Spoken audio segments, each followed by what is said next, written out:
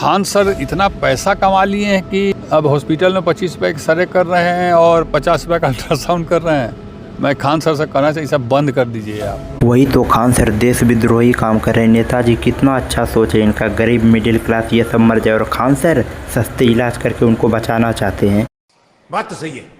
तब आप कितना नुकसान करती हैं देश का। भी अस्पताल माफिया का इनसे करोड़ों का बिजनेस चलता था, आप सस्ते में इलाज करके उसको नुकसान पहुंचा रहे हैं। देश का भला कीजिए, मिठाई के डिब्बे में गांधी जी को रख के पहुंचाइए नेताजी के घर में। सस्ते में ट्यूशन पढ़ाकर शिक्षा जगत में क्रांति ला दी। अब इस प्रकार अस्पताल खोलकर भी क्रांति लाएंगे तो नेताजी भीख किस मुद्दे पर मांगेगा, पता नहीं।